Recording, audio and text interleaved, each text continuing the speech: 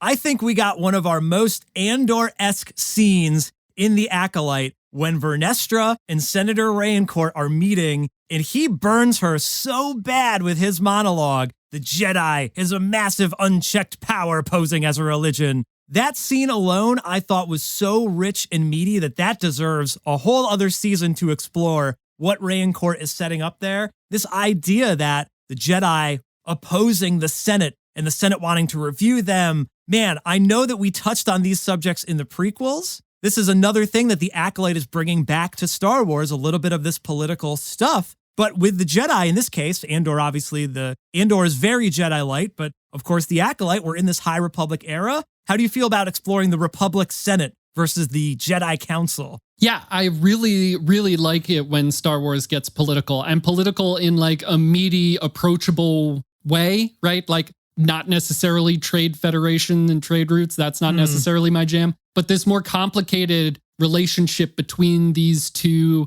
positions of power, that kind of thing. Plus, like you're saying, bridging the gap to where we see the Jedi are in the prequel trilogy, where they are inherently ingrained in the Senate. We're seeing a lot of that in that one meeting, which I really enjoy seeing. I'm glad that it did not take up too much of the show. It was the perfect amount of it at the perfect time for me. I also think it's really important that it happened when it did. First of all, it happened at the end of all of this, so we're building up to this. It's all like gaining momentum. Rayencourt confronts Vernestra about the murder. There's more than one victim, and she's like, oh, the Jedi are taking care of it. Those lines that you were talking about that he says, like calling the Jedi out, I think that's very akin to what Indara and Sol were talking about in the previous episode. Indara and Sol have a conversation about how she's handling her Padawan, and she says, I'm leading him to answers, not giving him answers to quell his anxieties or whatever the actual line is. And so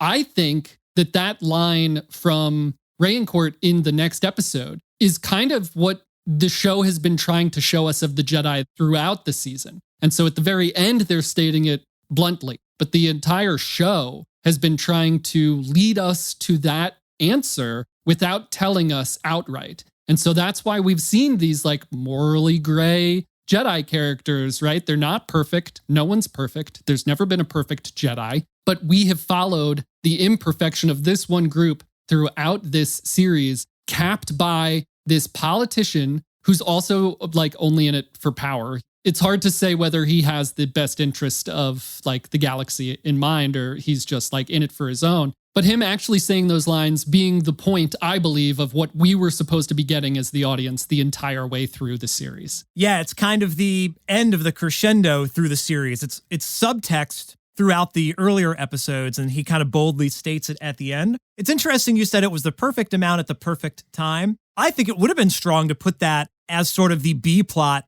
of the show throughout. I would have loved it a little bit earlier because I do think it was a strong story point to set up. But there are little hints here and there. They mention the Senate throughout, and Vernestra has a couple other lines referencing that. It is a great way to set up the next season if we get it. So you're right. It is kind of a nice little cherry at the end of the season. But come on, though. I mean, I stand by what I said where it happened at the perfect time because I believe the show was leading us along to believe that without expressly telling us. The show wanted us to get that conclusion on our own. If we had an A and B plot going on, don't you think we would have been complaining about not having enough time with one storyline or the other? Like, this is the razor's edge that we walk with these shows. I'm super happy with the amount of time we got with the Jedi storyline and the May and Osha stuff and the Khmer stuff. And if this like political stuff had been thrown in throughout, it would have been A, jarring for me, B, I think fodder for anyone who wanted to be like, the show doesn't know what it is. It's jumping all over the place, right? Yeah. And so the politics stuff wasn't necessarily the point. The folly of the Jedi was more the point. Yeah, it was a Jedi mystery story. We might throw too much in there. I do think it could be in a different universe. It could be interesting to see if Vernestra the whole time was thinking about setting up Sol, and really further tangling that web. Because she goes right to that at the end. She knows I have to cover this up because Khmer is involved or the stranger. Who knows what his Jedi name was. Again, all stuff that can be revealed in a second season. Vernestra knew more all along. She just wasn't clued in to what exactly was going on till the end. And no, you're right. We shouldn't cram any more in there because then you would be, oh, I want to spend time with the lightsabers, not time in the Senate. In Mandalorian season 3, we lost the whole episode of Mando and Grogu adventures to go hang out with Dr. Pershing in the Republic. An episode that I do like, but a change of pace that maybe was not welcomed by all in the middle of the season. So yeah, to take a break from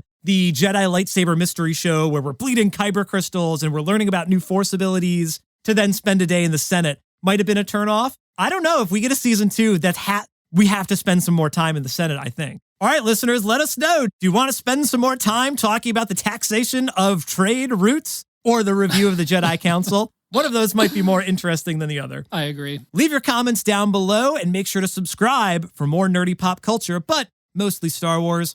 Thanks for listening to the show today, and we'll see you next time.